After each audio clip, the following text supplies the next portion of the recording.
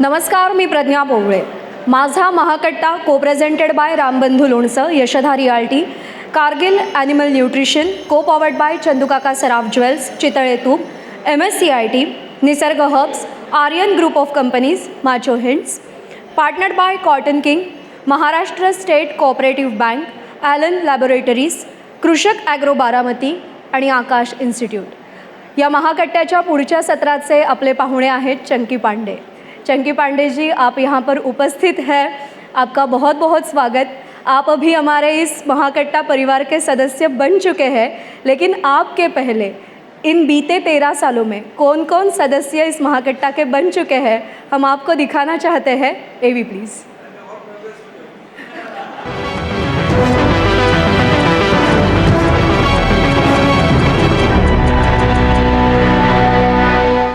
ये बहुत ही एक ख़ास प्रोग्राम है जो ऑडियंसेस को बहुत अजीज़ है. आज मैं आपके माझा कट्टा के इंटरव्यू में बैठ के अपनी ज़िंदगी के बारे में बात कर रहा हूँ. 532 फिल्में कर चुका हूँ. ज्या खुर्चीवरती आपणात बसलात माझा कट्टाच्या, का मी इथे बसलेलो आहे, या माझा कट्टानं सुद्धा महाराष्ट्राचं मराठी माणसाचे जीवन समृद्ध केलेलं आहे असं मी नेहमी मानतो. मी पैसा कमावणार नाही, तुला एक पैसा देणार नाही, तुझा एक पैसा मागणार नाही, तुझे पैसे तू खर्च करायचे, माझे मी खर्च करेन, आपण एकमेकाला मागणारही नाही देणारही नाही. इतका मागितलं यांनी खूपदा. इतका क्लिअर. माझा एखाद वेळेस मागितले पण परतही केले. माझं प्रगती पुस्तक बाळासाहेब सही करायची. वो यार है जो खुशबू की तरह, जिसकी जुबान उर्दू की तरह, मेरी शाम रात मेरी कायनात, यार मेरा सैया सैया.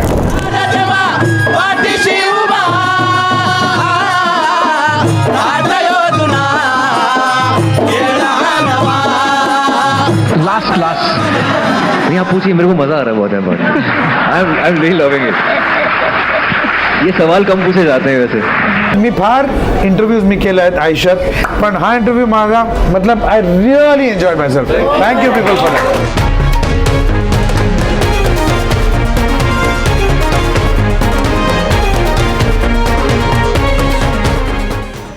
आणि याच सगळ्या शृंखलेमध्ये आज चंकी पांडेजी आपल्यासोबत आहेत.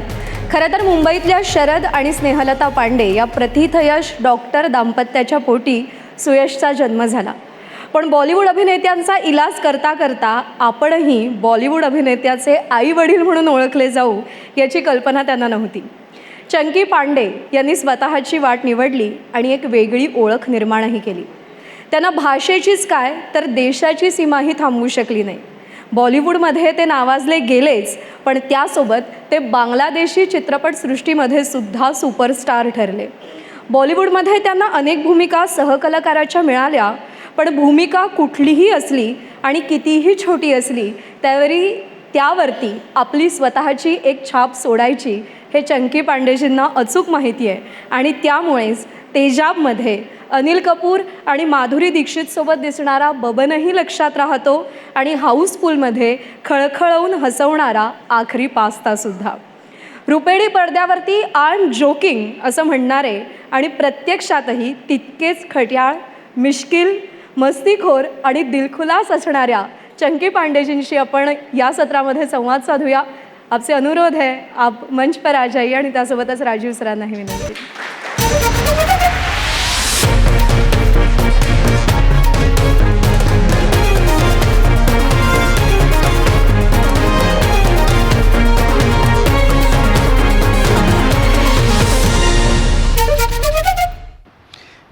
चंकी जी, आपका बहुत बहुत स्वागत इस प्रोग्राम में.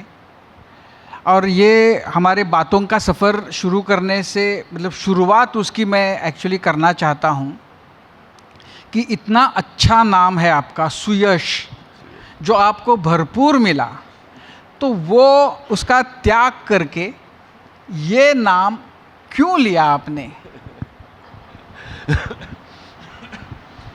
राजीव जी, पहले तो बताना चाहता हूँ कि आज मैंने अपना रेट बढ़ा दिया है, बिकॉज मैं ABP माझा कट्टा में आया हूँ.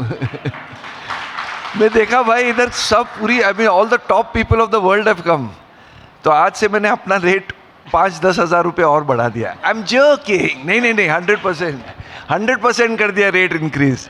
Sir thank you for inviting me out here. और जैसे बोलते हैं नाम हम अपना खुद नहीं रखते, हमेशा मम्मी डैडी रखते. मेरा नाम मेरे दादाजी ने रखा, सुयश. सु मने गुड आणि यश मने सक्सेस. बट बचपन में क्या था ना, मैं थोड़ा मंकी दिखता था. तो लोग मुझे मंकी मंकी बुलाते थे, तो वहाँ मंकी से आया नाम चंकी. अब जब मुझे मेरी पहली फिल्म मिली पहलाज निलानी के साथ, तो सब मुझे चंकी बुलाते थे. स्कूल के दोस्त मुझे सुयश बुलाते थे, लेकिन घर पे चंकी बुलाते थे. उन्होंने कहा यार ये चंकी बड़ा अजीब नाम है, मैं चाहता हूँ मैं इस नाम को बदली कर दूँ, कुछ माइथोलॉजिकल नाम ढूंढते. बिकॉज उन्होंने अभी अभी गोविंदा को लॉन्च किया था.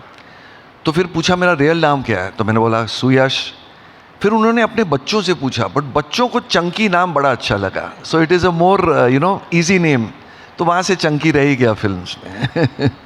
लेकिन मुझे एक बात का हमेशा मतलब आश्चर्य होता है कि आपके मम्मी पापा वो इतने बड़े डॉक्टर्स थे. मतलब आपल्याला कदाचित बऱ्याच जणांना माहिती नसेल, पण हार्ट सर्जरी करणारे देशातले जे सगळ्यात टॉपमोस्ट डॉक्टर होते, पहिली हार्ट सर्जरी देशामध्ये ज्यांनी केली ती चंकी पांडे यांचे वडील डॉक्टर शरद पांडे यांनी केली. त्यांचं जे हार्ट सर्जरीचं टेक्निक होतं तेही पांडे टेक्निक, पांडे शाफ्ट असं काहीतरी नावानं ओळखलं जातं. तो ये जब इस तरह की फैमिली बैकग्राउंड हो और बच्चा फिर डॉक्टर ना बने. सर बहुत प्रेशर था सर, बहुत प्रेशर था. बिकॉज बचपन से मुझे एक ही चीज़ बताई जाती थी कि यार तू बड़ा बन के डॉक्टर ही बनने वाला है ना. तो सर मैंने बहुत कोशिश की. एंड में मुझे डॉक्टर की डिग्री मिली गई, MBBF. मैट्रिक में बार बार फेल. उसके बाद डबल डॉक्टरेट मिली sir, PhD, passed high school with difficulty. But क्या करें सर, आई मीन बोलते हैं ना, I was not destined to. शायद अगर मैं डॉक्टर बन जाता तो हिंदुस्तान की आबादी आधी हो जाती. But thank God I didn't become a doctor. कोशिश तो की. तो जैसे बोलते हैं ना आजकल की एक्टर का बेटा एक्टर बनता है, इट्स नॉट दैट ईजी. हम सब चाहते हैं कि we want to be like our parents. We all hero worship our fathers, our mothers. हमारी पेरेंट्स हमारे भगवान होते हैं, आवर गॉड्स. बट हर किसी के नसीब में नहीं होता है. सो मैंने बहुत कोशिश की और फिर मैंने अलग अलग बिजनेसेस भी किए. जब मैं कॉलेज में था मैं गाड़ियाँ बेचता था, मार्बल बेचता था. और एक दिन मुझे मौका मिला, एक फ्री टिकट मिला मुझे अमेरिका जाने के लिए किशोर कुमार साहब के साथ. और इसलिए मिला बिकॉज मेरे पास अमेरिकन वीज़ा था और उनके स्पॉट बॉय को अमेरिकन वीज़ा नहीं मिला था. तो जो ऑर्गेनाइज़र था मैं उसको जानता था. उसने कहा यार आप आएंगे, किशोर कुमार का थोड़ा हेल्प करना पड़ेगा, उनकी बैग्स उठा के उनको कीप हिम कंफर्टेबल. मैं नया कॉलेज से निकला था. ऐसे ऑफ कोर्स किशोर कुमार का तो मैं वैसे ही फ़ैन था. तो मैं पूरा अमेरिका घूमा किशोरदा के साथ. और मैंने वहाँ देखा कि एक कलाकार को कितना प्यार मिलता है, पैसे भी मिलते हैं और अच्छी लाइफ मिलती है. तो फिर मैंने सोचा कि मैं एक एक्टर बन जाता हूँ. एंड मैं वहाँ अमेरिका से लौट के आया. मैंने अपने पेरेंट्स को बिठाया और कहा कि मम एंड डैड मुझे एक खबर है आपको देने के लिए. तो बोला क्या चंकी तू शादी कर रहा है? ऐसे नहीं शादी नहीं कर रहा हूँ, मैं फिल्मों में आना चाहता हूँ. तो आई थॉट शायद वो लोग they may not accept it. But ऐसे कुछ नहीं हुआ. मेरे पिताजी ने कहा ओके इफ़ यू डिसाइडेड, कोई बैकग्राउंड तो है नहीं फिल्मों का, तो इसके लिए आप ट्रेन करना. एंड मैंने फिर अगले 3-4 साल ट्रेनिंग में लगाए और स्ट्रगलिंग में लगाए. जो भी मैंने किया, modelling and a lot of other things. और finally from the age of 19 मैंने शुरू किया एंड 23 में मुझे मेरी पहली पिक्चर मिली है. तो बट पापा just said train, that is important. नहीं, अब इसके साथ ना मुझे मतलब मेरे मन में 2-3 सवाल है. एक तो आप रहते कहाँ थे, आप स्कूल में कौन से गए, आप कॉलेज में कौन से थे, और जब आप डॉक्टर नहीं बन रहे हैं ये जब आपके पापा को पता चला या उन्होंने उसको किस तरह से इस चीज़ को लिया? आई मीन थोड़े तो शौक हो गए, लेकिन मुझे अभी भी याद है और ये बात मुझे आज ज़्यादा महसूस होती है कि 87 में जब मैं नया हीरो बना था, मेरे पिताजी एक हार्ट सर्जन्स के कॉन्फ्रेंस के लिए गए थे दिल्ली में. और तब मोबाइल फ़ोन नहीं था, STD कॉल्स करने पड़ते थे. और रात को 10 बजे पापा का फ़ोन आई. Says west Chunky call him on the phone. तो मैं फ़ोन पे गया. नहीं सेज यू नो बेटा आज मैं जब इस हार्ट सर्जन्स के कॉन्फ्रेंस में था, जब मुझे स्टेज पे बुलाया, they said please welcome doctor Sharad Pandey who happens to be Chunky Pandey's father. So I could not 87 और मुझे समझ में नहीं आया पापा इतने खुश क्यों हैं. आई मीन मैं तो उनका बेटा ही हूँ. आज जब मुझे लोग अनन्या पांडे का फादर बुलाते हैं तब मुझे समझ में आता है कि what my father must have felt. I feel it is a very big blessing to see your children succeed and you know do whatever they are best at. So I am very blessed and I think हमारे पास जो भी है आज it's all the blessings of my father, mother, my grandparents and I guess all of you all. वो आए कहाँ से थे? वो मुंबई में ही थे? बिल्कुल मुंबई में पैदा हुए थे और जब वो मराठी बोलते थे तो he was a total Maharashtrian because उन्होंने अपनी सारी ज़िंदगी KEM हॉस्पिटल में बिताई and he spoke pure Marathi and in fact my name Suyash is actually a Maharashtrian name, very commonly used in Maharashtra. So we have been bought up like Maharashtrians but मेरे दादाजी UP के थे. और मम्मी जी के साइड से वो? मम्मी पैदा हुई थी पार्टीशन के पहले रावलपिंडी पाकिस्तान में. तब एक ही इंडिया था और पार्टीशन के बाद फिर वो लोग इधर आ गए. So she was a Kapoor. अच्छा. Yes, she was तो a couple. मतलब वो इंटरकास्ट मैरिज था? Intercaste marriage, love marriage. वो लोग मेडिकल कॉलेज में मिले. मम्मी भी डॉक्टर थी. और बेसिक एजुकेशन स्कूल का? और सर मैंने 5 स्कूल और 4 कॉलेज बदली किए. I was thrown out of 4, I passed out of 1. तो मी होता माणिकजी Cooper, don Bosco, Saint Andrews आणि इकडे हिंदू कॉलनीमध्ये किंग जॉर्ज. एंड कॉलेजमध्ये ज़्यादा करके एल्फिन्स्टन और जेवियर कॉलेज में मैं अटेंडेंस देता था बिकॉज वहाँ की लड़कियाँ बड़ी खूबसूरत होती थी. लेकिन हूँ मैं मितीबाई कॉलेज का. पण का म्हणजे फार वात्रटपणा होता, खूप खोडकर होता, बहुत मस्तीखोर थे जब स्कूल में थे, कॉलेज में थे. सर अच्छा हो गया मैं अरेस्ट नहीं हो गया. लेकिन हाँ थोड़ा बहुत, I mean it was just me and my brother, मैं और मेरे भाई, और बहुत ही ज़्यादा नॉटी थे हम लोग. बट लकीली एंड में जो मम्मी ने मुझे क्या बॉयज़ स्कूल से निकाल के फिर कोएड स्कूल में डाल दिया तो मैं थोड़ा शांत हो गया. I was always shy of girls and you know always doing मस्ती लाइक अ टिपिकल बॉय. लेकिन एंड में मैं थोड़ा सुधर गया.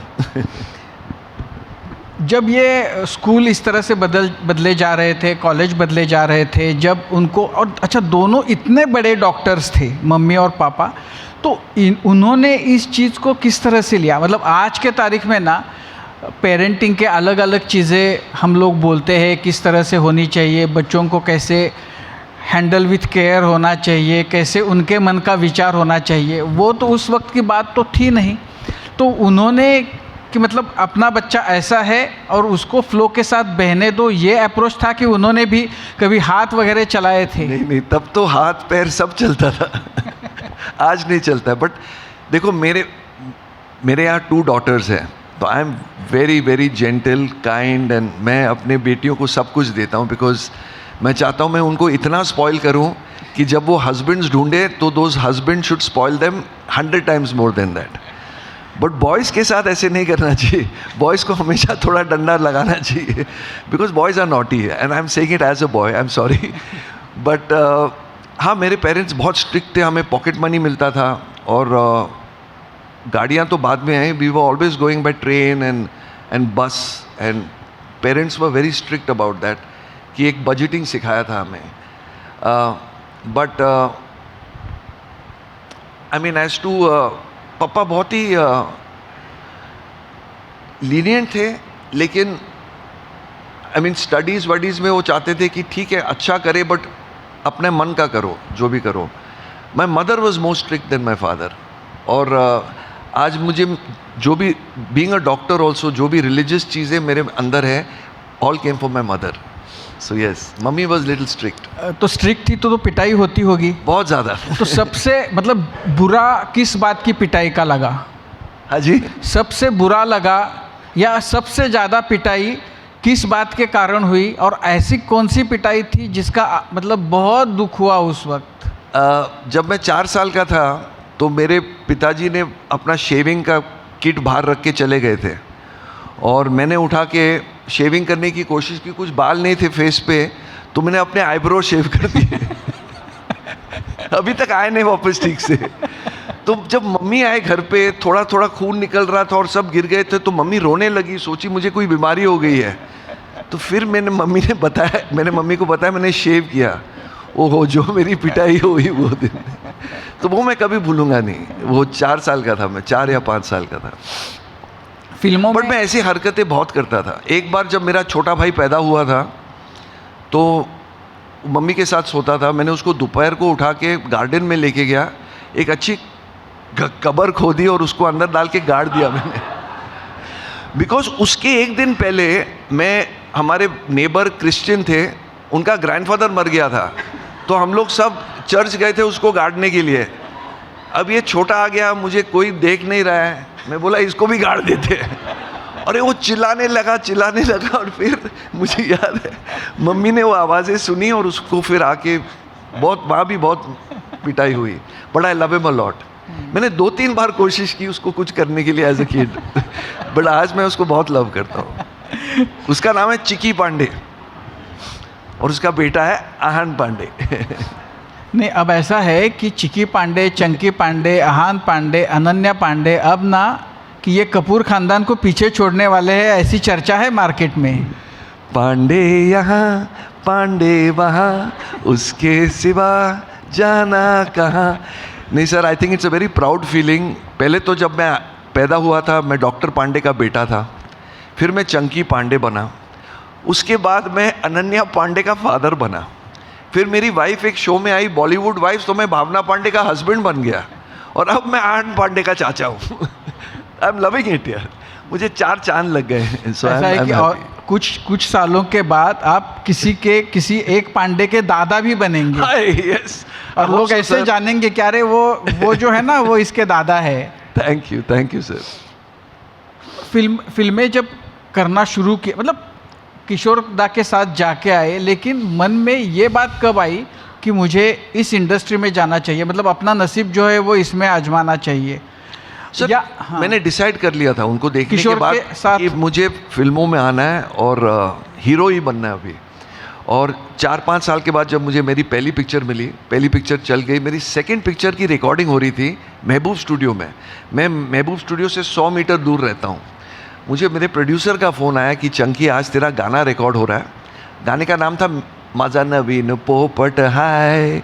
उसको हिंदी में बप्पी लेरी ने मेरा दिल तोता बन जाए, और गाना कौन गा रहा है? किशोर कुमार।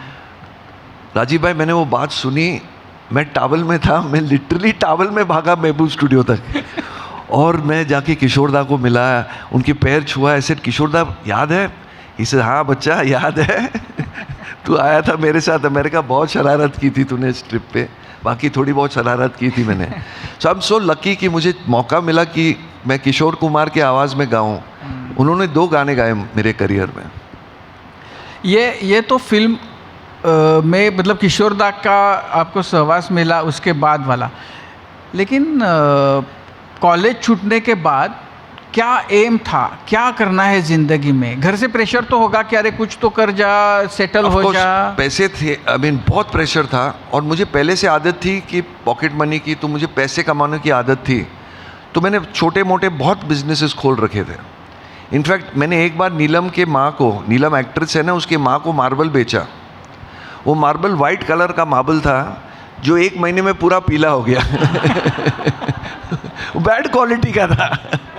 तो मैं ऐसे छोटे मोटे धंधे करता था सर, बट पैसे कमाने थे बस। अब कैसे कमाऊं, तो वो बात मैंने सब ट्रिक्स ट्राई करता था। इसलिए आजकल पैसों के मामले में लोग मुझे बहुत मानते हैं कि इससे पैसे इजीली निकलते नहीं हैं। भाई पैसा बचाना पैसा कमाना तो सेम बात है ना। और ये भावना भाभी कहाँ मिली आपको? भावना भाभी कहाँ मिली? तो मैं मिस इंडिया जज करने गया था दिल्ली, और ये है 1997 की बात या 96 की बात, और मेरी फ़्लाइट मिस हो गई। तो मुझे रात वहाँ बिताना पड़ा, और मैं वहाँ के एक डिस्को घुंघरू में गया था मेरे दोस्तों के साथ। और भावना जो अपने एग्ज़ाम्स की पढ़ाई कर रही थी तब कॉलेज में, एग्ज़ाम से ब्रेक लेने के लिए डिस्को में आई। आप अभी सोचो, ऐसे भी होता है कभी कभी, पढ़ाई से ब्रेक लेने के लिए कोई डिस्को पहुंचा, और हमारी मुलाकात वहाँ हुई। लेकिन उसके बाद हम 3-4 महीने मिले नहीं, और फिर अचानक हम लोग बॉम्बे में किसी के पार्टी में मिले फिर से। तो मुझे 1996 एंड में मिली थी, 98 जनवरी में हमारी शादी हुई। तो घर में किसी का विरोध, फिल्मों में जैसा होता है कि घर में विरोध किया फिर भाग के गए, वो आपको मौका नहीं मिला? मेरे घर में कोई विरोध नहीं था। हाँ, और उनके घर में? उनके डैडी के साथ की अच्छा। साइड से था, विरोध था थोड़ा। हाँ। वो बहुत घबर गए थे एंड स्ट्रिक्ट भी है बहुत। वो क्या करते थे?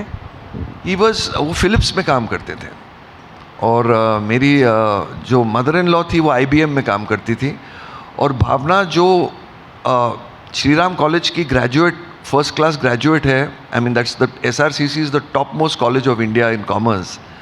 उसने वो सब छोड़कर शी बिकेम एन एरोस्टेस। तो it was a very different thing, but ठीक है, हमने थोड़ा उनके फादर को कन्विंस करने की कोशिश की और वो मान गए, and I think he is happy today.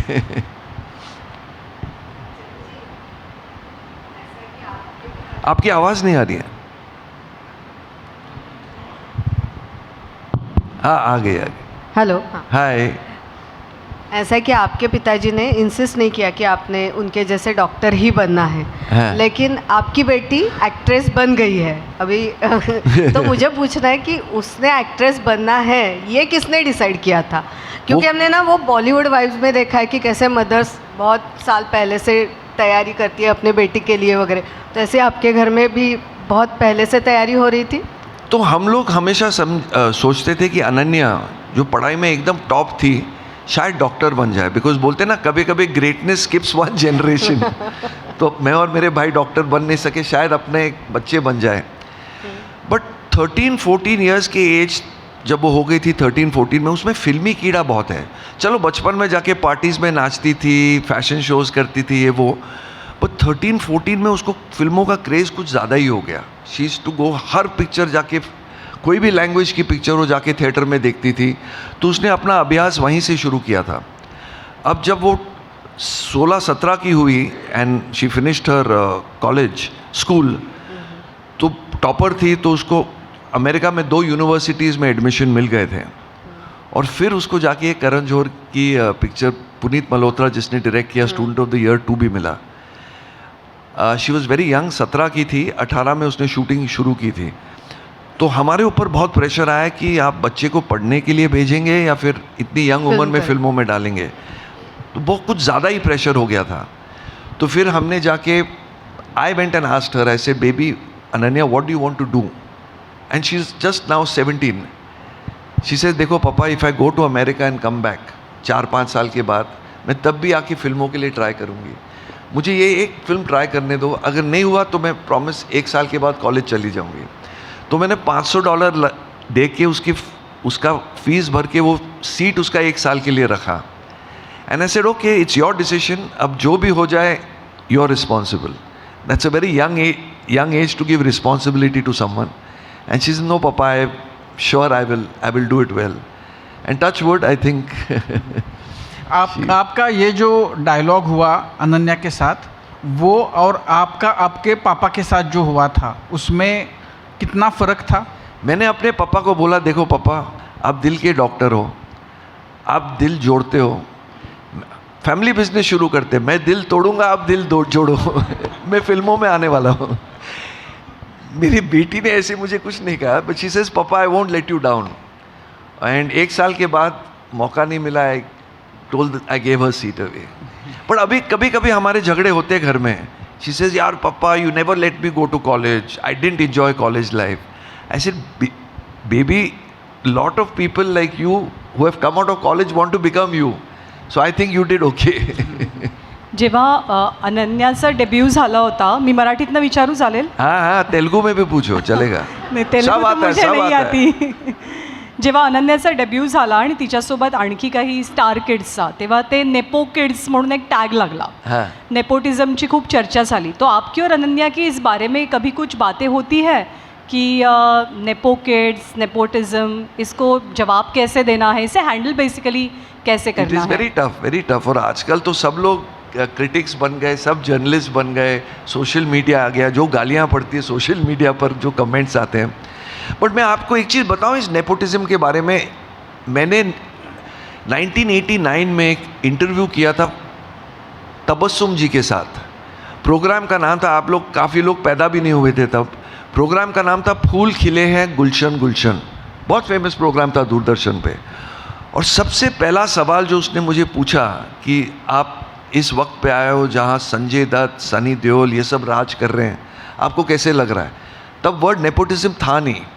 और मैंने उनको यही कहा, I said it is a pleasure to work with star kids because they make you feel so comfortable. वो बच्चे पैदा हुए फिल्म इंडस्ट्री में, वो तहजीब जानते हैं, वो they know the workings, they know the struggles. So I think star kids make very, very beautiful co-stars and I have really enjoyed working with them. But cut to, let's come to now. जब मैं फिल्मों में आया तो लोग, मेरी मम्मी Rekha, she was Rekha's doctor, उन्होंने रेखा को स्लिम किया था और काफ़ी फिल्म इंडस्ट्री को स्लिम किया था. इनफैक्ट हम बहुत से फिल्म लोगों को जानते थे हमारे फैमिली में. तो बहुत लोग बोलते थे यार इसको इसकी पहली पिक्चर रेखा की वजह से मिली. नेपोटिज्म तो बोल नहीं सकते थे, वो दोनों पेरेंट्स डॉक्टर थे.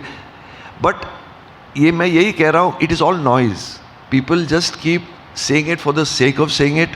There is no truth to it. I mean it's a talking point and now become more popular because of internet. I think as actors the most important thing is being accepted by the audience, कि ये accept करे आपको और आपको love they. Because आप देखो there are so many other film family children out there who are still waiting for that acceptance to happen.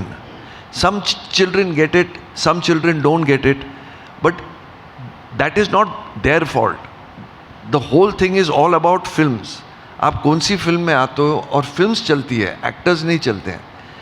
आप आज अगर यहाँ मैं बैठा हूँ बिकॉज मैंने ऐसी फिल्में की हैं that I deserve to come here or that you all have invited me here.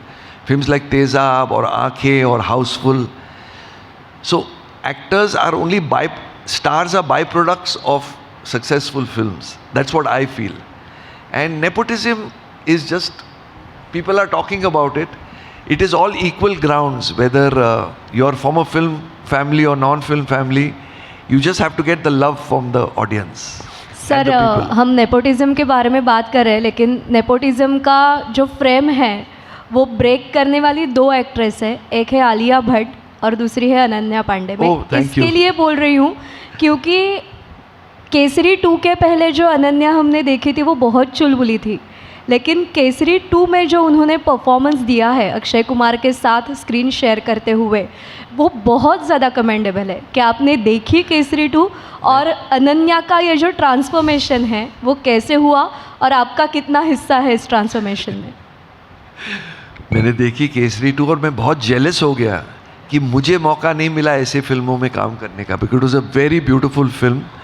मैं काफ़ी शॉक हो गया अनन्या के परफॉर्मेंस के साथ. तो अनन्या और मेरे बीच में बहुत डिफरेंसेस होते हैं बिकॉज मैं ओल्ड स्कूल से हूँ.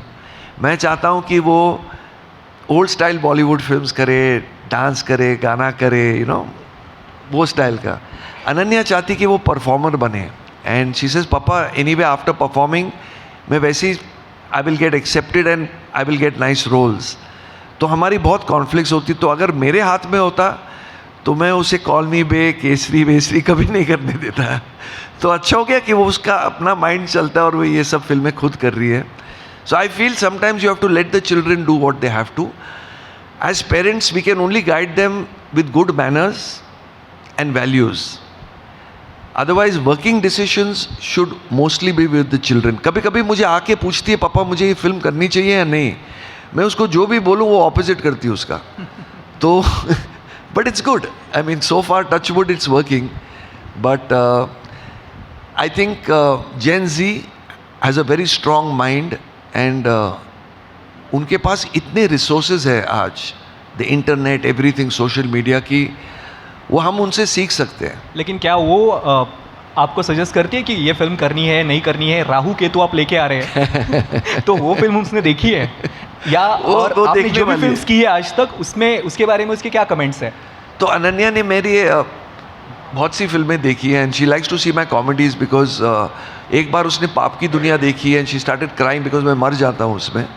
But she enjoys all my comedy films. Even Tezab she started crying because I die in it.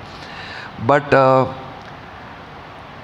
फिल्मों के बारे में वो मुझे कभी नहीं बोलती है, लेकिन जब मैं शॉपिंग करने जाता हूँ और कपड़े खरीदने जाता हूँ तो मैं अपने जो भी मैं खरीद रहा हूँ मैं पहले फ़ोटो लेके अनन्या को भेजता हूँ, एंड वो चूज़ करती कि पापा बाय दिस, पापा डोंट बाय दिस। और उसमें भी उसका कुछ स्वार्थ है, बिकॉज जब उसको कपड़े चाहिए, कलरफुल कपड़े चाहिए, तो मेरे वार्डरोब में आके मेरे शर्ट्स ले लेती है। प्राइस टैग देखती है? हाँ, प्राइस टैग हाँ। आप देखते हो? मैं देखता हूँ। चंकी जी, आपके बारे में बहुत सारे जो आपके बॉलीवुड के दोस्त हैं उन्होंने बहुत सारे किस्से बताए हैं। मोस्ट कंजूस एक्टर चंकी पांडे, ऐसे बहुत सारे किस्से। त्रिदेव का भी एक किस्सा है और साउथ अफ्रीका भी एक, वो क्या किस्सा था और क्या? साउथ अफ्रीका सलमान खान के साथ, हाँ, जहाँ मैंने उसको दुकान में लेके जाके दुकान वाले से $50,000 ले लिए। हाँ भाई, वो बात आधी सच है आधी झूठ है। अब आप सच सुनना चाहेंगे या झूठ सुनना चाहेंगे? सच सुनना चाहेंगे। सच सुनना चाहेंगे। ओके, नहीं, सेम बात को मैं बताता हूँ कि क्या सच है क्या झूठ है। सच ये है कि मैंने $50,000 लिए थे उससे, वो सच है। तो सलमान ने सच कहा, बट क्यों लिए उससे $50,000? क्योंकि वो आदमी जिसके दुकान में हम सलमान खान को लेके गए थे, वो सलमान खान के शो का स्पॉन्सर था और उसने $50,000 की टिकट ले लिए थे ऑलरेडी एडवांस में, और उसका कंडीशन ये था कि आप सलमान खान को दुकान में लेके आएंगे। तो जब सलमान खान दुकान में आया तो उसने सलमान खान के कान में बोला कि हमने चंकी को 50,000 दिए, हमारे साथ 3-4 एक्स्ट्रा फोटो ले लेना। और त्रिदेव का किस्सा क्या है जो कि राजीव राय से मैंने पैसे मांग लिए?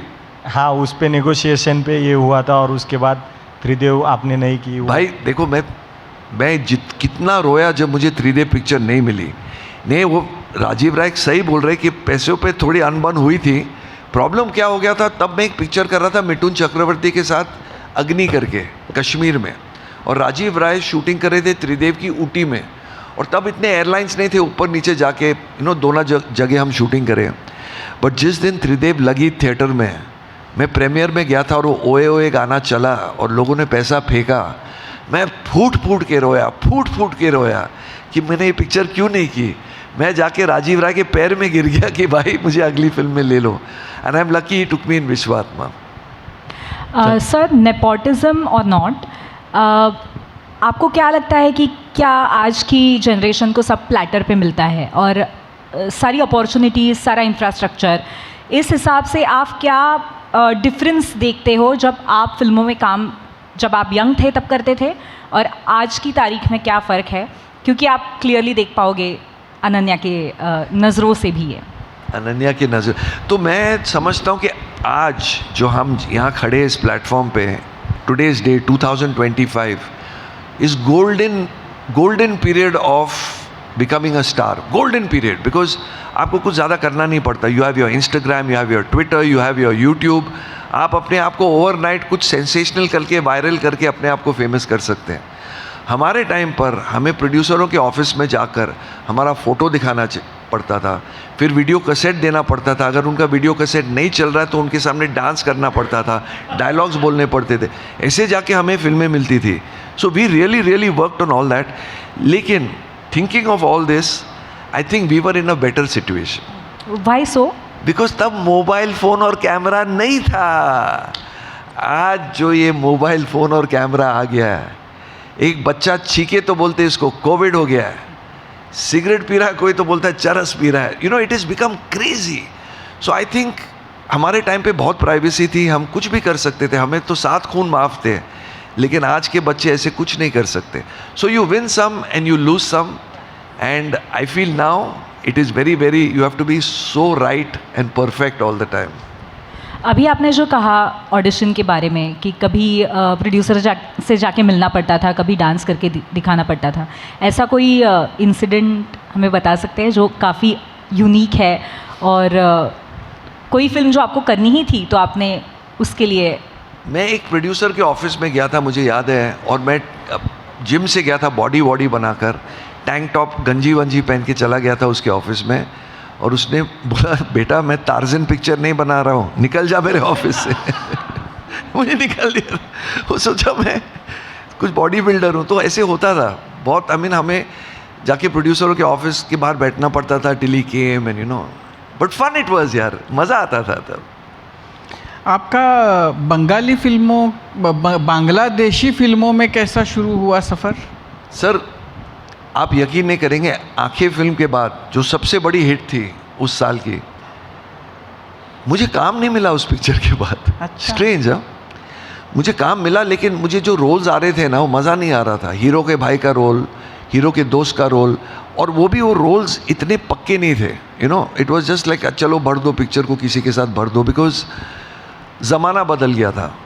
हम जब आए थे मल्टी स्टारर फिल्म्स बनती थी अलग अलग हीरोज़ के साथ, और 90s अर्ली 90s में वो दौर बदल के बिकेम सोलो हीरोज़, जैसे कि Govinda turned into Raja Babu, Shahrukh started his solo film, Salman के सोलो फिल्म्स आने लगे, सो मल्टी स्टारर स्टॉप्ड। और मेरे पास काम नहीं था, मेरे पास एक ही फिल्म थी, तीसरा कौन, NNCP की पिक्चर। बट मैंने अलग बिजनेसेस, तब मैंने एक अपनी खुद की इवेंट कंपनी शुरू की, और एक बार जब मैं हांगकांग जा रहा था तो मेरी फ़्लाइट वाज वाया ढाका, और वहाँ मुझे एक प्रोड्यूसर मिला ढाका एयरपोर्ट पे, इसे चंकी पांडे तू यहाँ के एक फ़िल्म कर ले, और मैंने बोला why not, you know, they say water seeks its own level, और लकीली वो पहली picture super duper bumper hit हो गई, एंड फिर 4-5 साल मैंने बांग्लादेश में बिताए। कितनी फिल्में की वहाँ पे? So not too many, 7-8 films, but all big super hit film sir. बॉलिवूडमधल्या काही दोस्तींचे किस्से आम्ही ऐकतो, तशीच तुमची आणि शाहरुख खानची दोस्ती आहे। आप दोनों के पास कुछ भी नहीं था तभी से आप साथ में हैं, आज सब कुछ है तो भी साथ में है, तो इस फ्रेंडशिप का राज क्या है, सीक्रेट क्या है, कैसे गिव एंड टेक है? तो जब शाहरुख बॉम्बे आया था तो उसका सबसे पहला दोस्त मेरा भाई चिकी था, तो चिकी और उसकी बहुत सॉलिड फ्रेंडशिप थी, और मैं बड़ा भाई था उस रिलेशनशिप के अंदर। और अब इतने सालों के बाद हमारी वाइफ्स बहुत अच्छी फ्रेंड्स हैं, हमारे बच्चे बहुत अच्छे फ्रेंड्स हैं, so it's more become like a family, more than a friend. I think Shahrukh is now family, so yeah, and his family is my family, same thing. Bollywood से ही एक दोस्त होना कितना ज़रूरी होता है? बहुत ज़रूरी होता है। इनफैक्ट मेरे 3-4 बड़े पक्के दोस्त हैं बॉलीवुड में, और हम क्या करते, जब हम फिल्म शूट करते हैं ना तो पूरा स्टार कास्ट, पूरी यूनिट बेस्ट फ्रेंड्स हो जाती है। फिर जब फिल्म ख़त्म हो जाता है तो फिर हम कई साल के लिए नहीं मिलते हैं, लेकिन हमारे ऐसे कोई दोस्त होते हैं कि वी मीट एवरी मंथ और at least every 2 months. So I have a lot of friends in Bollywood, and we are one family actually, the whole Bollywood is so small, one family. नाही पण मी हे बघितलं की बट एक चीज़ अबाउट शाहरुख, वो जिस दिन आया until now he is the same person, he is not changed, not one bit. The clothes he wears, the way he talks, and the person he is, so big credit for that. I'm very proud of him. पण हे तुमचं नातं जे आहे तर जसं शाहरुखशी आहे तसं सलमानशी आहे, धर्मेंद्रशी पण तुमची मैत्री होती. धर्म जी के साथ मेरा करियर शुरू हुआ, मेरी पहली पिक्चर आग ही आग. इनफैक्ट जब मैं वो पिक्चर के लिए फाइनलाइज हुआ था और मेरे प्रोड्यूसर पहलाज नीलानी जी गए थे धर्म जी के घर पे स्क्रिप्ट सुनाने के लिए, तो उन्होंने पूछा कि मेरा बेटा कौन बना है पिक्चर में, मैं देखना चाहता हूँ. Because first time Dharam ji was playing a father to someone also in the film, he is the hero of the film, but उनके यंग एज से लेके ओल्ड एज तक फिल्म थी आग ही आग. तो पहलाज जी ने मेरी फिल्म फ़ोटो दिखाई उनको, एंड ही सेज हाँ मुंडा बड़ा सोना है, इसको ले लो. सो ही एक्चुअली रिकमेंडेड मी फॉर आग ही आग. I was so happy. और तब से I think my second film was with Sunny Deol, पाप की दुनिया, जो सुपर हिट थी. उसके बाद फिर मैंने सनी के साथ बहुत फिल्में की, विश्वात्मा एंड अदर फिल्म्स, और फिर बाद में जाके मैंने बॉबी देओल के साथ हाउसफुल सीरीज़ की. तो आई थिंक द पूरे देओल ख़ानदान के साथ it's, but Dharam ji is always been like a father, and he is a truly a super hero, legend. मैं हर धर्म जी की फिल्म कुछ 7-8 बार थिएटर्स में देखता था. जुगनू मैंने कुछ 20 बार देखी है, शोले मैंने कुछ 70-80 बार देखी है. इनफैक्ट शोले मैंने 3 to 6, 6 to 9 देखा था ऑन द फर्स्ट डे. अच्छा. यस, सब धर्म जी की फिल्में देखी है. चंकी, या कट्ट्याची सुरुवात राजीवजींनी तुमच्या वडिलांच्या आठवणीने केली, doctor Sharad Pandey. Thank you. And as you know we just spoke की दोज वेर द डेज 1976-77ची गोष्ट असेल, ज्यावेळेस तुमच्या वडिलांची अख्खी टीम होती, जिथे Manke sir, Bhattacharya sir, Wagh sir सगळे एकत्र होते, आणि माझ्या वडिलांवर त्या शस्त्रक्रिया झाली होती. And you are so gracious की तुमचं जेव्हा तुम्ही सेंट अँड्रूजच्या त्या पहिल्या मजल्याच्या फ्लॅटवरती राहायचा, टेरेस फ्लॅटमध्ये, त्यावेळेस आम्ही तिथे 2दा येणं होतं. मला एकच विचारायचं आहे की you have gone through the व्हेरीड phases in your career, lot of ups and downs in Bollywood आणि ओव्हरऑल करियर. तुम्ही आत्ता सांगितलं वेगवेगळे बिझनेस पण केलेत. जेव्हा आम्ही तुमच्या आईवडिलांकडे बघायचो, म्हणजे doctor Snehlata Pandey also, he was flamboyant, म्हणजे त्यांचा पर्सोनाच एवढा वेगळा होता आणि त्यावेळेससुद्धा बॉलिवूड सृष्टीमध्ये त्यांचं खूप प्रसिद्धी होती. व्हॉट वॉज हिज, त्यांचं त्यावेळेस तुम्हाला काय मार्गदर्शन होतं की ह्या अप्स अँड डाऊन्समध्ये how to be resilient in the life? त्यावेळेस त्यांनी तुम्हाला काय दोघांनी तुम्हाला सल्ला दिला होता? See, my father always told me be nice to people, because जिन लोगों को आप मिलेंगे जब आप ऊपर जा रहे हैं, वही लोग आपको जब आप नीचे आ रहे मिलने वाले हैं. That is the policy of life. And मेरे पिताजी ने हमेशा मुझे एक ही चीज़ सिखाई थी कि don't over estimate anyone and don't under estimate any one. It's a very neutral kind of thing. But हम कभी कभी सोचते हैं ना कि ये बहुत बड़ा डायरेक्टर है, उसने उसके साथ हिट फिल्म बनाई तो मेरे साथ भी सुपर हिट फिल्म बनाएगा. ऐसे कुछ नहीं होता है. और कभी कभी हम सोचते हैं यार ये एक फालतू डायरेक्टर, इसके साथ क्यों काम करे, इसने 7 फ्लॉप बनाई है. वही डायरेक्टर जाके फिर गदर बना सकता है उसके बाद. तो it is open field. So don't underestimate and overestimate people by what other people talk about. एक gut feeling खुद रखो अपने अंदर and do it. So that was what my father taught me, and to be nice to people. And he was, I think, a very nice soul himself, very friendly, very flamboyant, and he always said stay happy in the mind. And of course there was another thing he taught me कि आप हर ball पे छक्का नहीं मार सकते हो. आप हर ball पे छक्का नहीं मार सकते हो. आइडिया ये है कि आप आउट मत होना, बिकॉज आप 1-2 इनिंग्स आराम से 1-2 ओवर आराम से खेल सकते हो. Suddenly you can hit a 6. So don't be in that excitement कि मुझे हर बॉल को चौका छक्का मारना है. So take your life easy and wait for the right opportunity.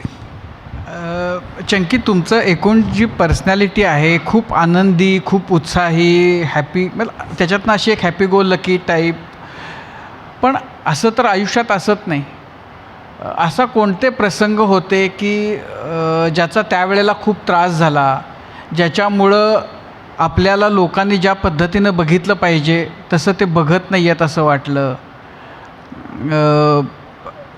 खूप डाऊन आहोत आपण गेलेलो असं वाटलं, आणि त्यातनं बाहेर कसे आला? सर, मैंने अपने आप को इस सिचुएशन में देखा नहीं है कभी, बिकॉज मैं रहा हूँ इस सिचुएशन में. बट मैं जब भी वो सिचुएशन में गया हूँ, और मेरे साथ एक बार ऐसे भी हुआ था कि मैंने कुछ इन्वेस्टमेंट्स किए थे प्रॉपर्टी में, और इतने इन्वेस्टमेंट चले गए थे और वो प्रॉपर्टीज़ क्लियर नहीं हुई थी. और मुझे याद है एक दिन मैंने पार्टी रखी थी घर में, और मेरे पास पैसे नहीं थे to buy beer and food for the party. मेरी शादी नहीं हुई थी तब, I was a bachelor still. So after becoming an actor I have also gone broke. But I think मैं अपने आप को दिल में बहुत रिच समझता हूँ.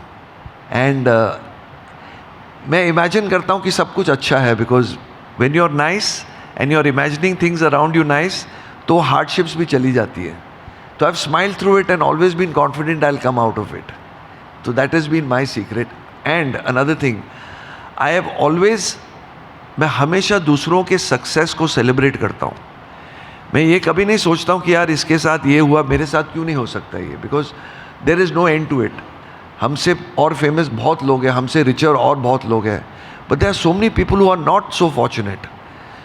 बट मेरे फ्रेंड्स में, मेरे फिल्म सर्कल में जिन को सक्सेस मिला है, मैं हमेशा जाके मैंने उनके I patted them on the back, and I've always celebrated their success.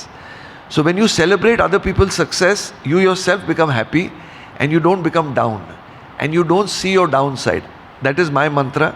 I don't know how other people deal with it, but I've always been a happy person. और मैं समझता हूँ कि everything can be bought in life. Everything you can get except health. So if your health is good, you'll always be happy. Just look after your health, and I think that is the happiest mantra one can have.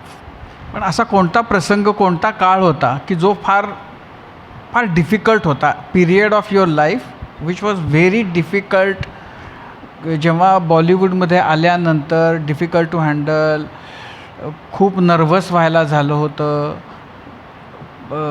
Films नसतील मिळत, आणि मग त्यातनं त्यावेळेला आपल्या मनाला तुम्ही कसे समझाते थे आप अपने आप को कि अपना हौसला बुलंद रखना है?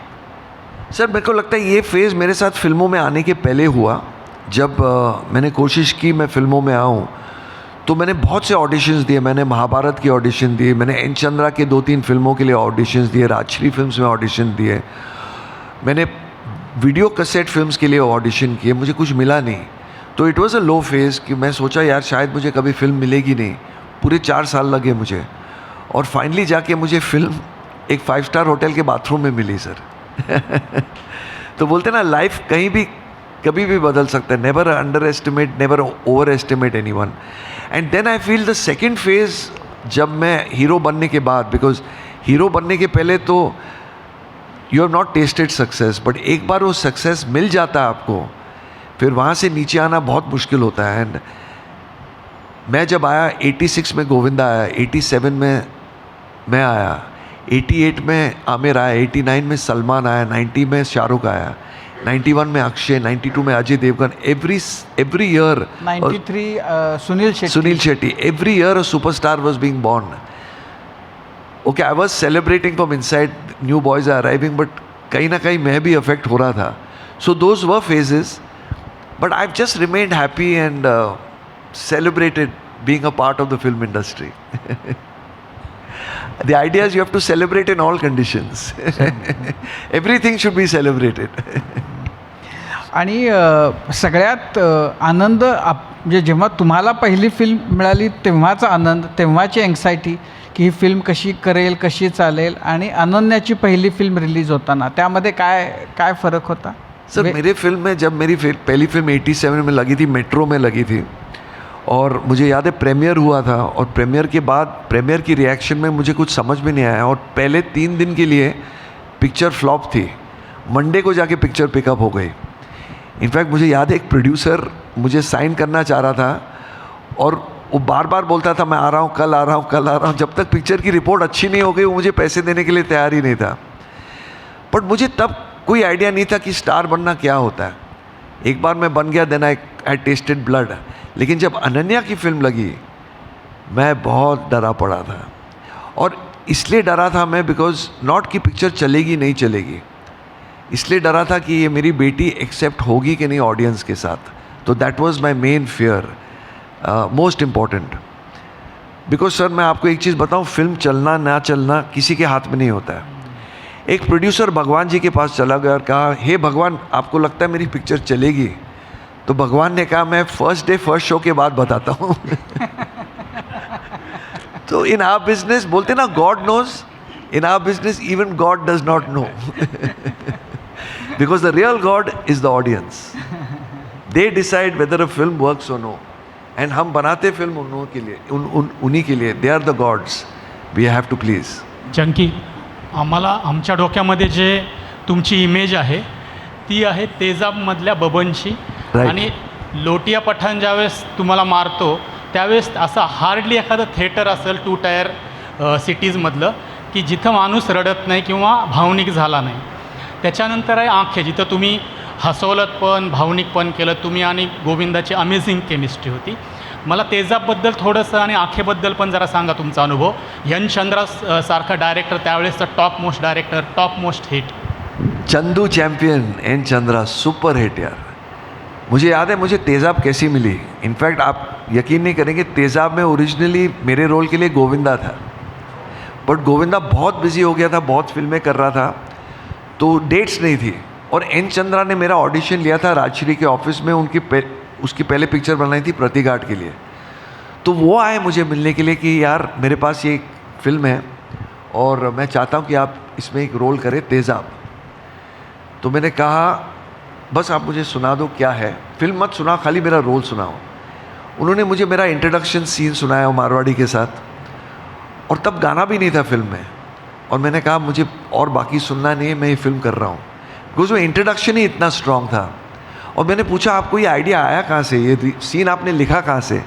इसे बचपन में मैंने खुद किया था किसी के साथ। So that's why it was so convincing and real. जो नोट फेंकता है ना अंदर और फिर अपने दोस्तों को खाना पीना खिलाता है. गाना बाद में आया, और जब ये गाना आया फिल्म में, जब फाइनल फिल्म एडिट हो रही थी, 5 घंटे की फिल्म बनाई एन चंद्रा ने, 5 घंटे की. बोल रहा था मैं इसको 2 पार्ट्स में रिलीज़ करूँगा. डिस्ट्रीब्यूटर्स ने बोला नहीं भाई इसको काटो. तो जब पिक्चर 3.5 घंटे पे आई, उन्होंने कहा नहीं और काटो, ये गाना सो गया, ये जहाँ निकाल दो. तो उसने नड़ के बोला कि मैं कुछ भी उड़ाऊँ पिक्चर से, ये गाना नहीं उड़ाऊँगा. तो पूछा क्यों नहीं उड़ाएंगे? बोला स्लो गाना है. ही सेज नहीं, मैं चाहता हूँ कि मेरी फिल्म इतनी हैवी है कि क्लाइमैक्स के पहले मैं लोगों को काम करूँ. और ये गाना उन्होंने रखा. और उन्होंने मुझे ये भी कहा कि चंकी आज 1, 2, 3 फेमस है, लेकिन 20 साल के बाद ये गाना भी फेमस रहेगा. तो I think touch wood. I am very grateful to N Chandra for taking me in that role. और मुझे आज भी जब फिल्में मिलती हैं, मैं कभी पूरी कहानी सुनता नहीं हूँ, बिकॉज मैं हीरो तो नहीं हूँ पिक्चर का. अब I am playing a character. तो मैं बोलता हूँ भाई मुझे मेरा रोल सुनाओ, और अगर मुझे एक भी सीन अच्छा लगा उसमें मैं फिल्म करता हूँ. बिकॉज जब हम फिल्म देख के आते हैं ना, आप शोले भी देखो, आपको पूरी पिक्चर याद नहीं रहेगी, लेकिन आपको 1-2 सीन याद रहेंगे उसमें. तो as an actor if you get even that 1 scene out of the 2-3 scenes, you're set. तो ये मेरा मंत्र है रोल्स पकड़ने का. सर आपको एक कॉम्प्लीमेंट दे सकती हूँ? And don't say I am joking after that. आपकी हंसी बहुत सुंदर है. जब भी हम आपको हंसते हुए देखते हैं, बहुत प्रसन्न हमको भी फील होता है. और मैं ये ज़रूर कहना चाहूँगी कि आप दिल से मुस्कुराते हैं, और आप दिल के बहुत अच्छे हैं. शायद सर्जरी करके किसी का दिल आपने नहीं ठीक किया होगा, लेकिन आपने आपके काम से तमाम लोगों का दिल जीता है, दिलों को सुकून दिया है, और उन तमाम लोगों के दिलों में आप बसते हैं. Thank you, thank you, thank you, thank you. आज यहाँ पर आप आए इसके लिए बहुत शुक्रिया. आणि याच्यानंतर मी ABP नेटवर्कचे national sales director Gautam Datta sir यांना विनंती करते की त्यांनी मंचावर यावं. Felicitation sir. हम एक रिक्वेस्ट करना चाहेंगे. हाँ सर, हम एक रिक्वेस्ट करना चाहेंगे कि आप प्लीज सर. हाँ, हम कुछ सुनना चाहेंगे सर. गाना मैं रोज ma'am bathroom singer. We would love to listen. But I can see a dialogue.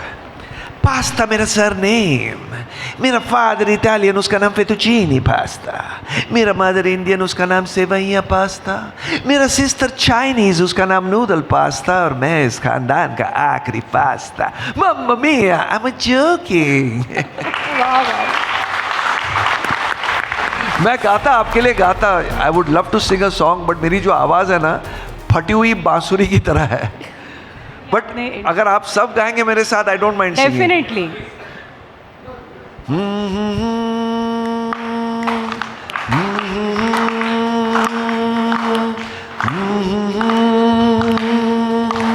सो गया ये जहां, सो गया आसमां, सो गई है सारी मंजिलें, ओ सारी मंजिलें, सो गया है रास्ता, हा हा, सो गया ये जहां, सो गया आसमां. Thank you. सर गाना गाया पे खाना मिलेगा ना? सब वड़ा पाव खिलाओ. आपको पता है अगर आपको स्टार बनना है बॉलीवुड में, पहले आपको वड़ा पाव खाना पड़ता है.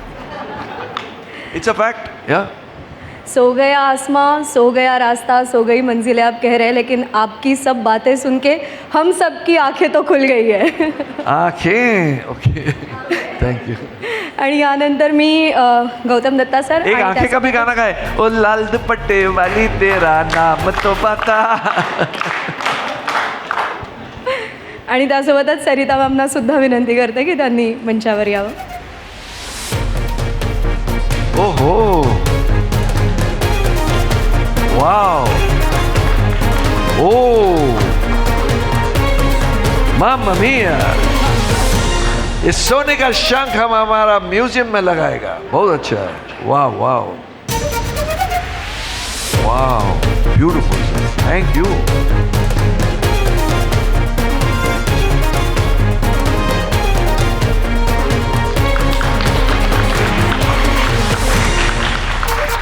सो स्वीट, थैंक यू। मैंने आपको ज़्यादा बोर तो नहीं किया? Thank you sir, thank you. You are not joking ना? चलो मेरा चेक निकालो। I am joking. Bye sir.